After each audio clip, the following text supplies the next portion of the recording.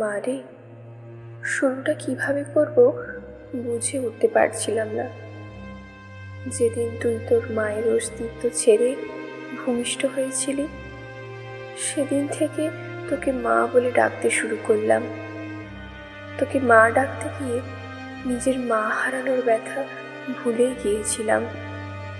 তোর মাকেও কোনোদিন মা ছাড়া অন্য নামে ডাকতে শুনিনি। বিদ্যালয়ের প্রথম দিন শিক্ষক তোর নাম জিজ্ঞেস করেছিলেন। তোকে মা বলে ডাকতে ডাকতে তোর ডাক নামটাও ভুলে গিয়েছিলাম। আমি তোর নাম বলতে না পারায় সবাই আমাকে নিয়ে হাসাহাসি করছিল। তাই চিঠির উপরে তোর নামের জায়গায় মা লিখেছি। হঠাৎ করে তুই এভাবে চলে যাবি আমি বুঝতেই পারিনি। ছেলেটা যেদিন বাইরে ব্যাগ হাতে তোর জন্য অপেক্ষা করছিল, কখন তুই দরজা খুলে বাইরে বের হয়ে আসবি, আমি তখন ভেতরে বসে স্রষ্টার কাছে প্রার্থনা করছিলাম আর কতটা ভালোবাসতে পারলে তুই আমাকে ছেড়ে চলে যাবি না। তুই ঘরে বসে ভাবছিলি আজ যেতে না পারলে ছেলেটার কাছে ছোট হয়ে যাবি, আর আমি ভাবছিলাম তুই চলে গেলে সমস্ত পিতৃজাতির কাছে কি করে মুখ দেখাবো। জানিস মা, তুই তোর 3 বছরের ভালোবাসা খুঁজে পেয়েছিস, কিন্তু আমার জীবন থেকে 20 বছরের ভালোবাসা হারিয়ে গেছে। মারে, প্রত্যেকটা বাবা জানে রক্ত জল করে গড়ে তোলা মেয়েটা একদিন অন্যের ঘরে চলে যাবে। তারপরও একটু কৃপণতা থাকে না বাবাদের ভেতরে। বাবাদের ভালোবাসা শামুকের খোলসের মতো মা, বাহিরটা শক্ত হলেও ভেতরটা খুব নরম হয়ে থাকে। বাবারা সন্তানদের কতটা ভালোবাসে তা বোঝাতে পারে না, তবে অনেকটা ভালোবাসতে পারে। জানি মা, আমার লেখাগুলো পড়ে তোর খারাপ লাগতে পারে, কি করব বল।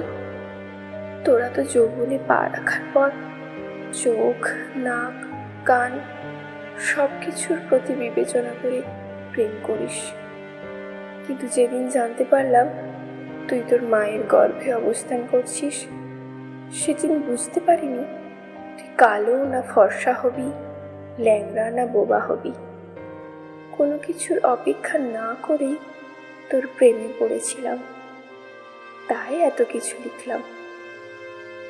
আমি জানি মা, তোদের সব সন্তানদের একটাই প্রশ্ন, বাবারা কেন তাদের ভালো লাগাটাকে সহজে মানতে চায় না।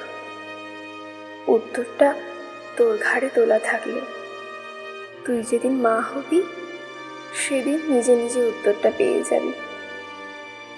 তোরা যখন একটা ছেলের হাত ধরে পালিয়ে যাস, তখন ওই ছেলে ছাড়া জীবনে কারো প্রয়োজন বোধ করিস না, কিন্তু একটা বাবা বোঝে তার জীবনে নিজের মেয়েটার কতটা প্রয়োজন। যেদিন তোর নানুর কাছ থেকে তোর মাকে গ্রহণ করেছিলাম, সেদিন প্রতিজ্ঞা করেছিলাম যে যদি মেয়ে হয় তাহলে নিজের মেয়েটাকে তার স্বামীর হাতে তুলে দিয়ে কন্যাদানের দায়িত্ব থেকে নিজেকে হালকা করব। তাই তোর প্রতি এত অভিমান। মারে, বাবার উপর রাগ করিস না। তোরা যদি অল্প দিনের ভালোবাসার জন্য ঘর ছেড়ে পালাতে পারিস, তবে আমরা 20 বছরের ভালোবাসার জন্য বেপরোয়া হব না কেন?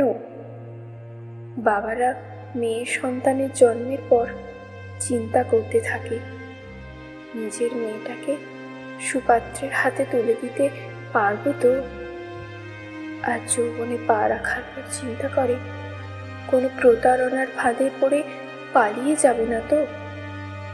তাই মেয়েদের প্রতি প্রত্যেকটা বাবার এত নজর দেয়। যদি মন কাঁদে চলে আসিস, বুক পেতে দেব। হয়তো তোর মায়ের মতো তোকে পেটে ধরিনি, তবে পিঠে ধরার যন্ত্রণাটা সহ্য করতে পারছি না। ইতি তোর জন্মদাতা পিতা।